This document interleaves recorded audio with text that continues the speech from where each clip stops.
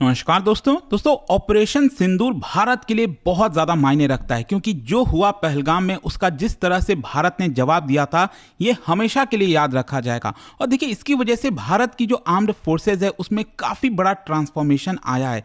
तो इस वीडियो के अंदर मेरी कोशिश होगी कि उस ट्रांसफॉर्मेशन के बारे में आपको अच्छे से एक्सप्लेन करूँ और ये हर एक किसी को पता होना चाहिए कि भारत की जो पहले स्ट्रैटेजी हुआ करती थी, पहले जो प्लानिंग हुआ करती थी वो कंप्लीटली अब चेंज हो चुकी है क्योंकि ये मॉडर्न वॉरफेयर का ज़माना है। पहले जिस तरह की चीज़ें चला करती थी, इनफैक्ट अगर आप 10-15 साल पहले भी अगर देखोगे जिस तरह से सिचुएशन हुआ करती थी अब इससे काफ़ी डिफरेंट आपको देखने को मिलेगा। अच्छा, यहाँ पर आप सब जानते हैं कि जो ऑपरेशन सिंदूर है इसमें अगर आप देखोगे तो पहले क्या होता था कि अगर मान लीजिए हम 2008 की बात करें, 2001 की बात करें, जो भी भारत के ऊपर टेरर अटैक किए गए तो उस समय हम डिप्लोमेटिक प्रेशर के ऊपर ज़्यादा फोकस करते थे कि डिप्लोमेटिकली पाकिस्तान के ऊपर प्रेशर बनाओ कि वो यहाँ पर आतंकवाद ना फैलाए, यहाँ पर इंटरनेशनल कंडेमनेशन किए जाते थे, मोबिलाइजेशन काफ़ी डिले हुआ करता था। लेकिन अब यहाँ पर भारत की जो स्ट्रैटेजी है वो ये है कि इमीडिएटली मिलिट्री प्लानिंग करना है। नाउ जस्ट इमेजिन अगर मान लो हम धीरे धीरे चीज़ों को करते, मोबिलाइज करते, फोर्सेस को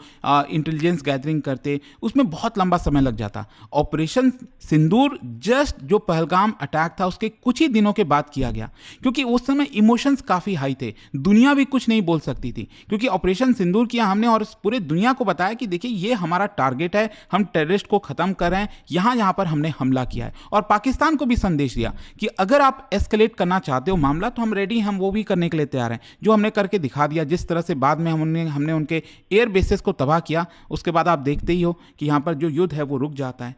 तो बेसिकली मेरा कहने का मतलब यह है कि पहले और आज के डेट में बड़ा बदलाव आया है। इनफैक्ट ऑपरेशन अगर आप देखोगे जो ऑपरेशन सिंदूर था उसमें हमने नॉट टेरर इंफ्रास्ट्रक्चर साइट्स को खत्म किया, जो लॉन्च पैड्स थे लश्कर ए तैयबा, जैश ए मोहम्मद, हिजबुल मुजाहिदीन, उनको यहाँ पर ख़त्म किया। प्रिसीजन जो गाइडेड वेपन्स है उसका इस्तेमाल किया, जो ड्रोन्स हो गया, ISR सिस्टम हो गया, सैटेलाइट्स हो गए, उसका बढ़ चढ़कर इस्तेमाल हुआ है। और 88 आवर मिलिट्री कन्फ्रंटेशन जो चली है, मतलब ये पूरे 3 से 4 दिन जो पूरा चला था उसमें एक बड़ा एग्जाम्पल देखने को मिला कि किस तरह से कोऑर्डिनेशन जो है वो यहां पर किया जाता है।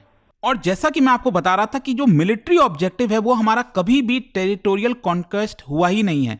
दुनिया भर में आप देखोगे जहां जहां पर भी वॉर होता है, चाहे आप रशिया यूक्रेन का देख लो कि ये टेरिटरी चाहिए हमें, वो चाहिए, तो वो सारी चीज़ों पर फोकस होता है। लेकिन हमारा मेन ऑब्जेक्टिव क्या था कि टेरर इंफ्रास्ट्रक्चर को पनिश करो, डेटरेंस एक प्रकार से स्टैब्लिश करो कि अगले बार कुछ भी करने से पहले ये लोग 10 बार सोचें। जो अनकंट्रोल्ड एस्केलेशन है उसको भी हमने अवॉइड किया। और देखो ये भी बहुत इंपॉर्टेंट होता है कि दुनिया में बहुत से ऐसे देश हैं जो वॉर तो स्टार्ट कर जाते हैं, बहुत बड़े बड़े दिग्गज है। अभी रिसेंटली देख लीजिए ईरान वॉर में अमेरिका अपने आप को क्या समझता था, तो उस समय अमेरिका बस क्या करता है कि शॉर्ट टर्म में बहुत ज़्यादा बॉम्बिंग कर देता है, स्ट्राइक कर देता है, उसको लगता है वो जीत जाएगा, लेकिन उसका एंड क्या होगा वो किसी को पता नहीं। और इसीलिए मामला अभी तक फंसा हुआ है कि किस तरह से ईरान वॉर को रोका जाए। तो एक प्रकार से भारत ने बहुत ही कैलकुलेटेड तरीके से कि हमें कितना आगे जाना है, कितने हद तक चीज़ों को रखना है, वो हमने यहाँ पर किया है कि it is not just about starting the war, you should also know कि वॉर कब एंड होना चाहिए। और ऑपरेशन सिंदूर एक्चुअली अगर आप देखोगे ना भारत के पर्सपेक्टिव से ये एक इवेंट होता है, दुनिया में हर एक देश में एक इवेंट होता है जो उसको बहुत बड़ा लेसन देता है। जैसे एग्जांपल मैं आपको बताता हूं 1991 का गल्फ वॉर, उसकी वजह से यूएस का जो वॉरफेयर है वो पूरी तरह से ट्रांसफॉर्म हो गया था। जो कारगिल युद्ध हुआ उसकी वजह से भारत का जो माउंटेन वॉरफेयर डॉक्ट्रिन है वो पूरी तरह से बदल गया था। और रशिया यूक्रेन वॉर में जो ग्लोबल ड्रोन वॉरफेयर की थिंकिंग है वो यहां पर बदल गई। सेम उसी प्रकार से यहां पर जो ऑपरेशन सिंदूर हुआ, भारत की जो सोच है यहाँ पर किसी भी चीज़ को लेकर वो यहाँ पर ट्रांसफॉर्म हुई है। यहाँ पर जो प्रिसीजन वॉरफेयर है हाई स्पीड में वो कैसे करना है, AI असिस्टेड कॉम्बैट हो गया, बहुत सी चीज़ें। इनफैक्ट अगर मैं आपको बताऊँ तो 5 मेन पिलर्स हैं। पहले क्या होता था, ओल्ड मॉडल भारत का था कि स्लो मोबिलाइजेशन, धीरे धीरे करते महीनों लग जाएंगे तब हम अपने ट्रूप्स को इकट्ठा करेंगे, तब कोई कदम ले पाएंगे। अब यहाँ पर इंस्टेंट रिस्पॉन्स आना चाहिए। पहले ट्रूप्स के ऊपर डिपेंडेंसी काफ़ी ज़्यादा थी, अब टेक्नोलॉजी के ऊपर काफ़ी ज़्यादा है। पहले सर्विस स्पेसिफिक ऑपरेशन हुआ करते थे, अब ज्वाइंट होता है। पहले क्या था कि आर्मी कर रही है तो सिर्फ आर्मी ही फोकस कर रही है, अब क्या है यहाँ पर जो तीनों हैं, आर्मी, एयरफोर्स, नेवी, सब मिलकर काम करेंगे। कन्वेंशनल बैटलफील्ड के ऊपर फोकस होता था, अब क्या मल्टी डोमेन है। ये मैं आपको एक एक करके सब बताऊंगा।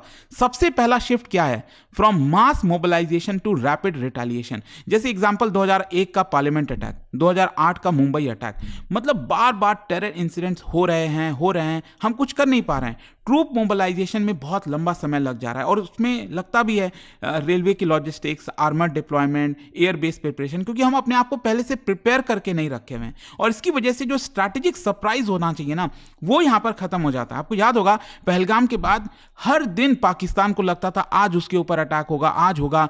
अल्टीमेटली क्या हुआ आपको याद हो, जस्ट ऑपरेशन सिंदूर जो हमने लॉन्च किया था 7 तारीख की सुबह सुबह, तो उस समय हमने यहां पर पाकिस्तान को एक ये संदेश दिया, मतलब पूरे दुनिया को दिया कि भारत में एक ड्रिलिंग होने वाली है। और ड्रिलिंग होने से पहले ही, मतलब हम भी यही सोच रहे थे कि भाई कोई ड्रिलिंग होगी, सायरन बजेगा, तो अभी तो पाकिस्तान फिर सोचा ही नहीं कि आज अटैक होगा और उल्टा उसी दिन अटैक हो गया।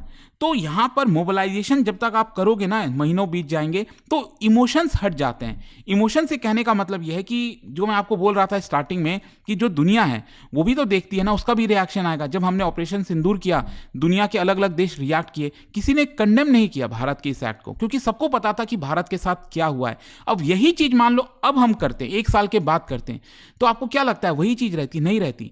तो यहां पर मास मोबिलाइजेशन से काम नहीं चलेगा, हमें रैपिड रिटालिएशन करना है और ऑपरेशन सिंदूर ने इसी चीज को चेंज किया। हमने जो टारगेट से रैपिडली आइडेंटिफाई किए, कुछ ही घंटे के अंदर स्ट्राइक कर दिया, प्रिसीजन जो सिस्टम है वो यहां पर हमने इस्तेमाल किया। तो इसको कहा जाता है cold start type rapid punitive capability. ये भारत अपनाया है, ऑल्दो भारत इसको ऑफिशियली बोलता नहीं है, लेकिन हाँ, भारत अब ये चाहता है कि हमारा खुद का जो रेडीनेस है वो हमेशा रहना चाहिए। यहां पर जो प्री इंटीग्रेटेड कमांड्स है वो रहना चाहिए, रियल टाइम सर्वेलेंस जो है वो हमेशा रहना चाहिए कि अगर कल के डेट में कोई भी कुछ भी हो भारत के ऊपर, हम बस तैयार हैं अटैक करने के लिए। फिर दूसरा जो बड़ा शिफ्ट आया ऑपरेशन सिंदूर की वजह से वो है मल्टी डोमेन वॉरफेयर।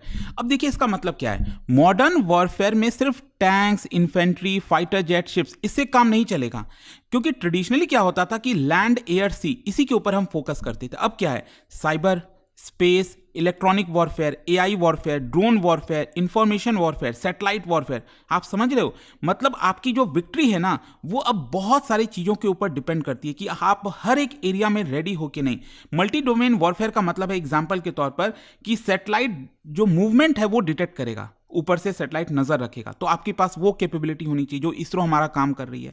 फिर ड्रोन कंफर्म करेगा टारगेट को, अच्छे से देख के आएगा, समझेगा कि हाँ ये टारगेट है, इसको हम अटैक कर सकते हैं, डिस्ट्रॉय कर सकते हैं। फिर एआई सिस्टम क्या करता है, कोऑर्डिनेट्स को प्रोसेस करता है। साइबर यूनिट एनिमी के कम्युनिकेशन को डिसरप्ट कर सकता है। इलेक्ट्रॉनिक वॉरफेयर सिस्टम रडार्स को जैम कर सकता है, सामने वाले रडार को। आपको याद होगा ऑपरेशन सिंदूर में लाहौर में जो उनके जो रडार है वो हमने खत्म किया, उसको जैम कर दिया।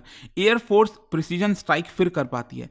मतलब this is network centric warfare. हर एक चीज अकेले काम नहीं करेगी, यहां पर आपको मल्टी डोमेन, हर एक चीज में इंटीग्रेटेड तरीके से काम करना होगा। फिर नेक्स्ट जो बड़ा शिफ्ट आया वो था ड्रोन्स। ड्रोन्स इनफैक्ट मैं आपको बताऊं तो ये सबसे बड़ा ट्रांसफॉर्मेशन आप कह सकते हो। पहले क्या था, भारत की जो सोच थी वो ये थी कि जो ड्रोन्स हैं वो सिर्फ सर्वेलेंस तक के लिए ही काम आते हैं, रिकॉनिसेंस के लिए काम आते हैं, मतलब निगरानी रखने के लिए, देखने के लिए, बस वहीं तक हमारा सोच सीमित था। लेकिन ऑपरेशन सिंदूर की वजह से अब हम ये समझते हैं कि ऑफेंसिव जो स्ट्राइक प्लेटफॉर्म है उसकी तरह काम करता है ड्रोन। यहाँ पर जो स्वार्म वेपन्स हो गए, एक साथ बहुत सारे ड्रोन्स, इलेक्ट्रॉनिक वॉरफेयर एसेट्स हो गए, जैसे जम्मू वगैरह के एरियाज में आपको याद होगा बहुत सारे जो ड्रोन्स हैं पाकिस्तान की तरफ से वो भी भेजे जा रहे थे। तो वो सारी चीज़ें में हमने सीखी हैं कि किस तरह से क्या करना है। ड्रोन्स रिवॉल्यूशनरी इसलिए हैं क्योंकि बहुत सस्ता होता है ना, 10 लाख रुपए का ड्रोन 50 करोड़ के टैंक को डिस्ट्रॉय कर सकता है, 500 करोड़ के रडार सिस्टम को डिस्ट्रॉय कर सकता है। मतलब मॉडर्न ड्रोन क्या कुछ नहीं कर सकता। तो इसी की वजह से ये बहुत बड़ा बदलाव है जिसको हमें और तेजी से अपनाने की जरूरत है। फिर इसके अलावा जो बड़ा शिफ्ट था वो था एयर पावर, बहुत ही इंपॉर्टेंट हो गया है। मतलब ये हमने सीखा कि जो फ्यूचर वॉर होगा ना वो कुछ ही घंटे में डिसाइड होगा। It is not about months कि इतने महीनों तक चलेगा, इससे नहीं होगा। धीरे धीरे चेंजेस हो रहा है और बहुत कुछ ही पीरियड में सब कुछ तबाह हो सकता है। एंड दैट इज वाई हमारी एयर सुपीरियरिटी बहुत जरूरी है, मिसाइल सुपीरियरिटी बहुत जरूरी है और एयर डिफेंस भी बहुत जरूरी है। भारत अपना जो एयर स्ट्रैटेजी है उसको इवॉल्व कर रहा है। मतलब यहां पर आप देखोगे तो Rafale integration, S-400, indigenous missiles, ये सारी चीजें एक्सपैंड हो रही हैं। भारत यहां पर अपना रडार नेटवर्किंग को इंप्रूव कर रहा है, इंटीग्रेटेड एयर कमांड सिस्टम लेकर आ रहा है। लेयर्ड एयर डिफेंस सिस्टम का मतलब क्या, आपको याद होगा 15 अगस्त को पीएम मोदी ने पिछले साल क्या बोला था लाल किले से कि मिशन सुदर्शन चक्र ये हमारा एकदम अल्टीमेट एयर डिफेंस जो सिस्टम है, लेयर एयर डिफेंस सिस्टम, जिसमें cruise missile, swarm drones, munitions हो गए, हाइपरसोनिक वेपन्स हो गया, सब कुछ है। मतलब भारत यहाँ पर अपना लेयर्ड इंटरसेप्शन नेटवर्क को डेवलप कर रहा है, रडार ग्रिड को इंटीग्रेट कर रहा है। तो इससे दो चीजें अचीव हो रही हैं, एक तो है एयर डिनाइल और दूसरा है एयर डोमिनेंस। इसका मतलब क्या होता है? एयर डोमिनेंस का मतलब ये हो गया कि आप सामने वाले एनिमी कंट्री के किसी भी एसेट को डिस्ट्रॉय कर सकते हो, वो आपको रोक नहीं पाएगा। और एयर डिनाइल का मतलब है कि सामने वाला एनिमी कंट्री जब हमारे ऊपर फायर करता है तब हम उसको आसानी से रोक सके। तो हमारे पास एयर डिफेंस की कैपेबिलिटी होनी चाहिए और एयर सुपीरियरिटी होनी चाहिए ताकि उनके यहां पर जाकर अटैक करें, तब ये काम चलेगा। तो एयर पावर अगेन ये बहुत इंपॉर्टेंट हो गया है। फिर इसके अलावा jointness and theatre command, historically अगर आप देखोगे तो आर्मी, नेवी, इंडियन एयरफोर्स ये सब अपना सेमी इंडिपेंडेंट तरीके से काम करती थी, ऑपरेट करती थी। इसकी वजह से डुप्लीकेशन काफी होता था, खर्चा ज्यादा होता था, कोऑर्डिनेशन उतना नहीं हो पाता था, कमांड स्ट्रक्चर काफी फ्रेगमेंटेड थे। लेकिन ऑपरेशन सिंदूर ने डेमोन्स्ट्रेट किया कि जॉइंटनेस कितना काम करती है। यहां पर जो इंटीग्रेटेड प्लानिंग है उससे स्पीड बढ़ जाती है, जो इंटेलिजेंस शेयरिंग है उसकी वजह से इफेक्टिवनेस बढ़ जाती है। तो थिएटर कमांड का मतलब देखो, समझो, जैसे मान लो अगर हम वेस्टर्न फ्रंट की बात करें तो वहां पर थिएटर कमांड का मतलब एक कमांडर तीनों जो फोर्सेज हैं, आर्मी, नेवी, एयरफोर्स, इन सबको एक साथ कंट्रोल करेगा। समझ लो। तो इसकी वजह से fighter aircraft, missile system, naval जो सपोर्ट है, लैंड फॉर्मेशन हो गया, ड्रोन्स हो गया, ये सब कुछ एक के थ्रू जो है यहां पर चीजें इंटीग्रेट हो जाएंगी। तो इसकी वजह से स्पीड, कोऑर्डिनेशन और यूनिफाइड प्लानिंग ये सब हम कर पाएंगे। फिर इसके अलावा जो एक बड़ा शिफ्ट आया है वो है एआई और डेटा वॉरफेयर में। अब देखिए ये भी बड़ा इंटरेस्टिंग है। क्या है कि एआई क्या करता है, टारगेट जो एक्विजिशन है उसको देखता है, बैटलफील्ड एनालिसिस करता है, थ्रेट प्रायोरिटाइजेशन करता है, इस तरह की बहुत चीजें करता है। लेकिन इसका मतलब क्या है? मतलब ये हुआ कि आज के मॉडर्न वॉरफेयर में बहुत सारे डेटा जनरेट होते हैं। सैटेलाइट से डेटा जनरेट होता है, रडार से डेटा जनरेट होता है, ड्रोन इमेजरी आ गई, थर्मल सिग्नेचर आ गया। अब आप एक चीज बताओ, जब वॉर चल रहा है तो क्या उस समय एक ह्यूमन के लिए पॉसिबल है इन सारे डेटा को एक साथ समझना, फिर यहां पर स्ट्राइक करना? वो अगर आप करने बैठोगे तब तो पता नहीं 2-4 दिन लग जाएंगे, तब तक काम ही खत्म हो जाएगा, महीना लग जाएगा उसको समझने में। तो यहां पर एआई सिस्टम उसको क्विकली एनालाइज करता है, थ्रेट को आइडेंटिफाई करता है, टारगेट्स क्लासिफाई करता है। तो ये सारी चीजें एआई के थ्रू हम कर सकते हैं। एआई दैट इज वाई आज के डेट में और इंपॉर्टेंट हो गया, स्पेशली वॉरफेयर के समय। फिर इसके अलावा जो बड़ा शिफ्ट है वो इंफॉर्मेशन वॉरफेयर। और ये कहीं ना कहीं थोड़ा सा दुख भी लगता है कि भारत अक्सर, मतलब इतना हम कुछ कर पाते हैं, हम हमारे पास प्रॉपर इमेजेस होते हैं, डेटा होते हैं, सब कुछ होता है, लेकिन ऑनलाइन वाला जो गेम है ना, इंफॉर्मेशन वॉरफेयर, उसमें भारत कई बार ये कहा जाता है कि पीछे हो जाता है। लेकिन अगेन इसमें भी थोड़ा समझने की जरूरत है। अक्सर लोग कंफ्यूज कर देते हैं। लोगों को क्या चाहिए? बस शॉर्ट टर्म में खुशी चाहिए कि देखो ये ऑनलाइन में ये बातें कह रहा है, पाकिस्तान ये झूठी खबरें फैला रहा है, अब हम क्या करें? तो वो थोड़ा सा मतलब ये सोचने के लेवल पर है। क्या है कि हम झूठ तो नहीं बोल सकते ना पाकिस्तान की तरह।